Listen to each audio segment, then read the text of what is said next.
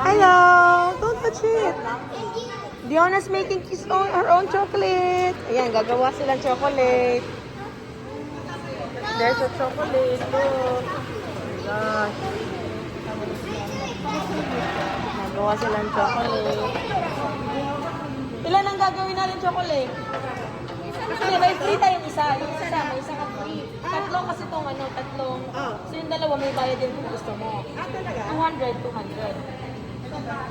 Pero may isa tayong libre, di ba? Yeah, per Akala ko person. kasama na sa ano. May per person yun. Yeah, may isang libre. Yeah. Yes. Kasi wait for mama. Mommy, what do I like? What's What? that? Milk. Milk chocolate.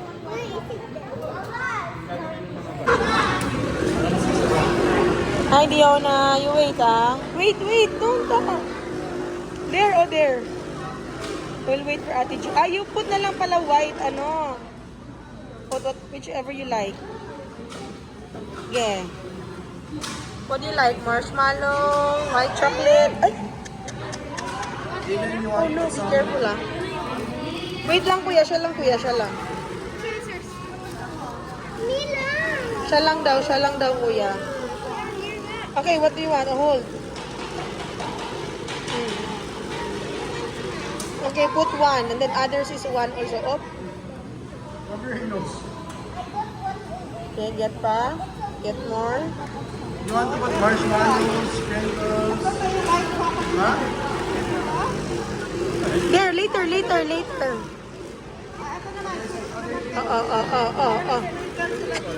Oh, dito Diona, oh, dito. Be careful, anak, ha?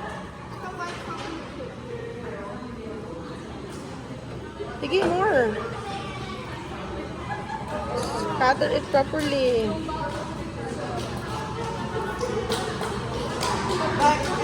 Okay. You want more pa? This is so small pa, oh. M&M's, you want M&M's?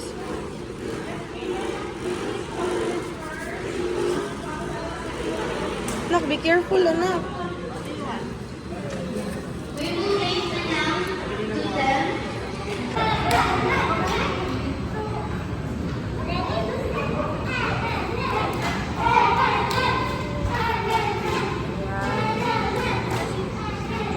Hala.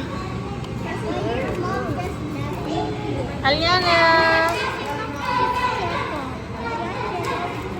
What else? Oh. Okay na? Is it okay na? A picture, you show your drawing, your design. Look here. Okay.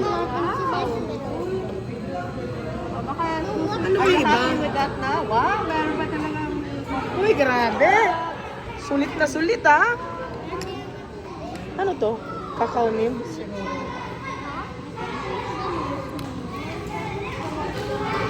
Tama na yan. What else pa ba? Ha? Like this one. Since... Ano masarap si Tar? Na, okay. Wait. Sa Tar? Ano na? Tapos Saan na na? raw siya? Saan ka na? Lalagay na sa Lagay sa chili. Kailan kaya na?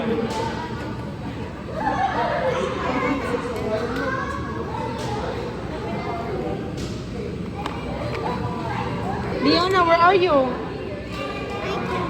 gonna put Wait. I'm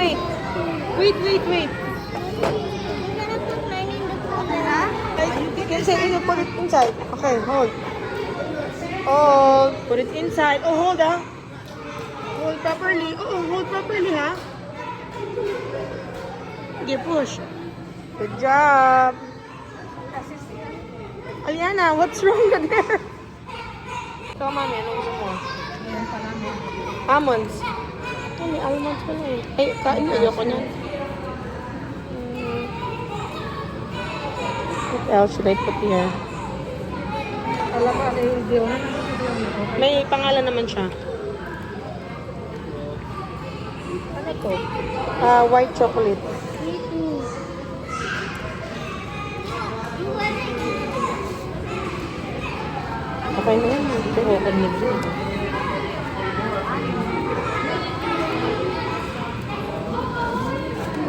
Aliana, what's this? Are you done? Huh? What else do you want to put? Ayos ah, sulit na sulit yung topping ah. Tama yan, sige. Very ano siya eh. Talagang kailangan. Very specific yung mga pattern eh. Pero may ibang Ganda kulay naman naman. yung sa'yo. Ganda, Aliana. Ayan ha.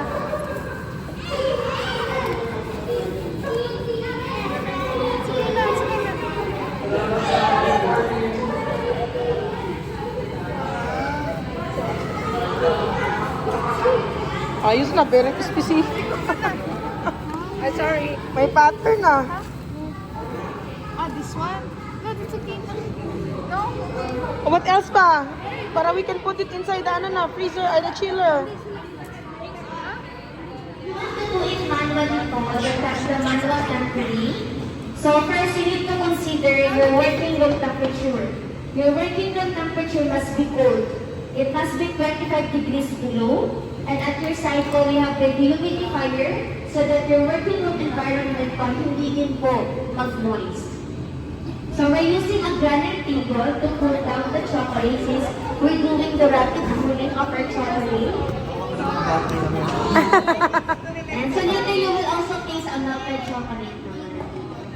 Then what is the next temperature to cool down the chocolate? 25 to 37. 37 degrees Celsius.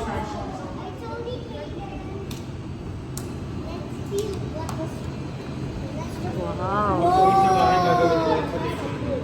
Makikita mo na yung table, messy na. Baka mamaya gawin sa bahay. Baka gawin sa bahay na Tomas.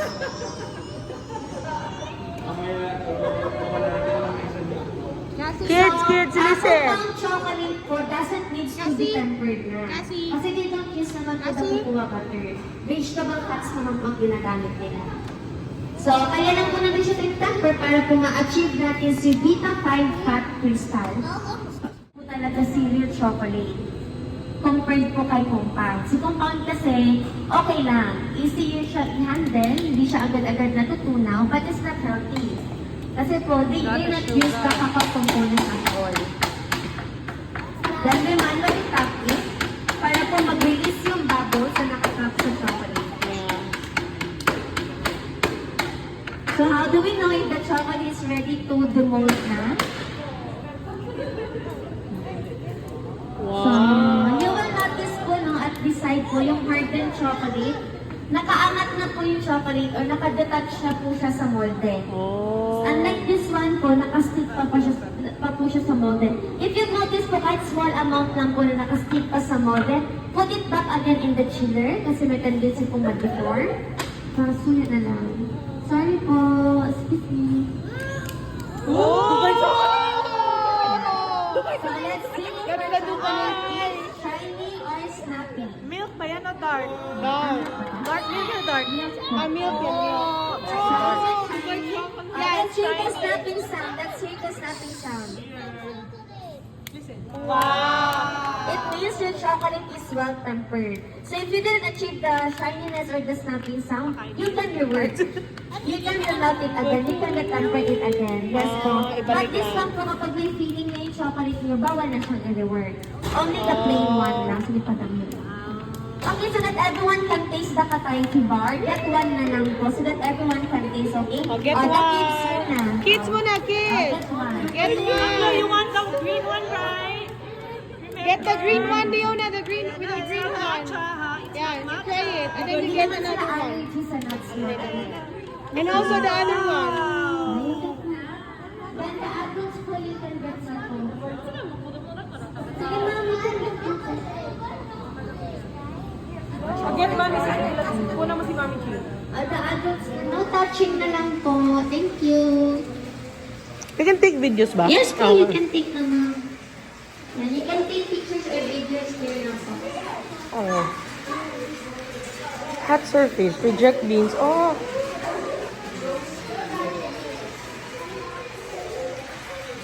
Sige po, pasok po. So you know how to make Okay, chocolate dito na? tayo. Ayan. Come closer na lang. Yung mga kids mo, sige, come closer. Don't touch it nga eh. So this is our first part talaga to make the chocolate, not on that side. So before we cook our cacao, Thank you beans, po. we need to check the bad beans. Oh, you watch there, watch there, watch there, watch there. So this is the area where we do the quality Oo, ewan ko lang kung ano nangyari dito. What is sorting the bad beans? Bad beans classified as half, cracked, moldy, kasi it might be infested na. But other chocolate makers ko, this one, they cook it in a high roast that they make a real. This one. Kasi okay pa naman po siya. Then, since we are making premium chocolate kasi, the good beans lang po ang pinukuha. Yung ano, yung ring. Good beans po. The others naman, Okay, oh, next naman, next. next naman. So, kaya po, we're cooking our cacao beans at medium roast na po. So that we can taste the actual flavor of cacao. Nana, don't touch ha.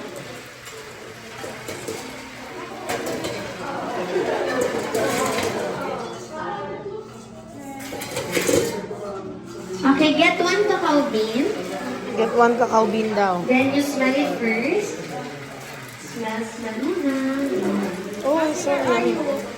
Get one. Then So crack it nice. using your tongue. Crack it. Oh, crack it daw using Then your crack thumb. it using your tongue. Crack. Just, Then you can taste the hard part. this one. That is the cacao leaves. Oh, that's the... Sige, tanggal ka ano. Get one. Then you can taste the hard part. Sige go. The main ingredient to make it. Good job. Yes, Hindi ko you can taste it. That is roasted. Just rub it. Like this. Here, here. Oh, look at mommy, so. Wait lang. Oh, see? Wow, it's okay lang. And then you taste daw, you taste. You taste it. What's the taste? What do you taste it? It's? What does it taste? Oh, you tell them. What It the... tastes some nutty or fruity. Is it nutty? Nutty? Is it nutty? So, that's why po real chocolate po is not consistent sa flavor. It really depends po kung saan ang galing ang cacao. This one po, it came from Davao. So, nutty and fruity po yung flavor niya. But if you try chocolate from Honduras, Peru, Madagascar po, iba po yung flavor notes nila. Yes po, nutty or yes po, nutty or... Dapat lang yan po yung flavor ng chocolate. Hindi dapat puro tamis lang. Pero if you're eating a compound chocolate po, wala masyadong flavor. No? Wala talagang flavor. It's nutty. Kasi doon, they don't mind the taste, they mind po the productivity lang. Kasi po compound po ay roast. Here only. Diona, Diona. Oh, di ba? Nagmagana na naman yung pagkaano ko. Masarap. Mapait. Nutty na mapait. So, Oh, you taste it. You taste. so di ba, first 5 na lang po so that you can Oh, see first how five, we first five. crack Go, go. the cacao beans into a smaller pieces. So these are mini cracker. If you are a standard chocolate maker po, we have a mini roaster. 100. Kasi meron pa rin pong nakakalusot. Sige po, the next part naman po so that everyone can see po. Sa kape ngayon, ma'am, kaya mahal yung ibang kape, medium roast lang din sila kasi inahabol din nila yung tasting notes. So, we need to separate the outer shell from the cacao nibs. So, using a winnower. That's the separator. Look, ah. Sige po, you can go closer. Oh, sorry. Yan po, so you look the balat po is spinning kasi vacuum type siya. Alam yung traditional na tinatagip? Yan, Yeah. po. So, ganito na siya.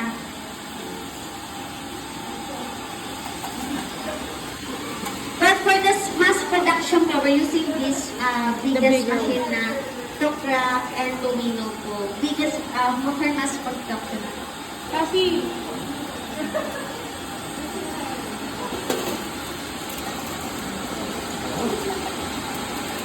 So, dapat po gradually lang po yung pag... so, this is the first pass. Wait lang. This is the Leona! first pass. Sige po, you can come closer po. So, this is the first pass. Yan. Excuse me po, baby. Yes, ito yung first pass po. Grainy pa siya.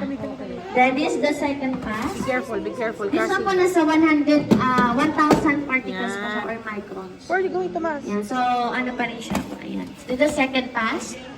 Yes po. Then, let's see the third pass. Sa third pass po, we're achieving the 200 microns naman. If we were tableya maker po, okay na sa kanila yung ganito kapino. That's why yung traditional tableya po, need pa po siyang pakuluan. Kasi sobrang grainy pa. Unlike po sa amin, no need na. Kasi dadaan pa sa final refining, ma'am. Mas smooth na siya and silky in consistency. Powder type na siya, ma'am. So that is 200 microns.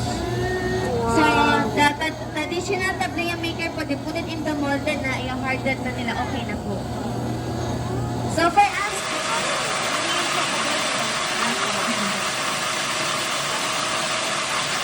okay, next naman po so that everyone can see po. Achieving the, kasi lang siyang granite stone or the roller stone po. But if you're achieving the 18 to 20 microns po, similar kay Gudel, it will take 2 to 3 days for 2 to 3 24-hour days? run. Unlike dito po, hours po. Kaya medyo mahal siya. Usually, it will cost around 1.2 M. Oo, one by one. Ay, Dion, na here na. Oh. I got the blue one. Yes, na ano po. Oo, slowly, one by one lang. I got to do myself. Oh, one lang. Lahat tayo makakaano. Tike. Go. Oh, here na, here. Diona, here. Oh, Smooth po ba siya? Is it smooth, ma'am? So that is the 18 to 20 microns. Came from the... Down mo nga yung mask ko. There, Pwede ba ibalik yan doon?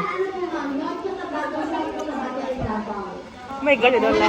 Susunog po siya agad. That's why yung red chocolate po natutunaw agad. It's because of the cocoa butter. Cocoa butter. This is the cocoa butter. Yes po, ma'am. This is very expensive po. Like per kilo po it costs around 2,000 to 2,200 at 2,500. Yes po, mahal po siya na fat. So, meron na bang local chocolate that complies with the European, ma'am? standard? Wala pa, ma'am. Sa Philippines, wala pa. But for kami po si Gudel po, we're following the European standard. So, I don't know other chocolate makers po if they follow the European po. Because our process po is similar to European. We reject the bad beans from the good ones. We cook it in a low roast. So, yun po. Kasi ibang chocolate makers po, even the bad beans, they cook it in a high roast na kasi they don't mind naman po the taste. Sample, Goya, Hershey. Yan. So later po, you will see how to determine if it's real chocolate or compound. So this is the cocoa cake. We pulverize this one so we can get the natural cacao powder. This is the So, cocoa powder. Yes po. So this one po can undergo pa in another process what they called alkalized cacao powder. Why is So, there a cacao powder na mas darker? po, alkalize yun, ma'am. Alkalize siya. Yung mga, diba dito, like in the Philippines, there are a lot of bakery stores or cake makers. Apo, ma'am. Do you also sell them? For now po, ma'am, this natural cacao powder pa po, ma'am. Yeah, may chocolate sa loob. Wala na.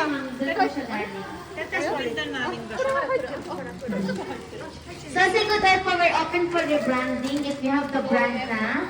So, we can replace our brand to your brand. We're open for reseller, distributor po, provincial distributor, open po kami. So,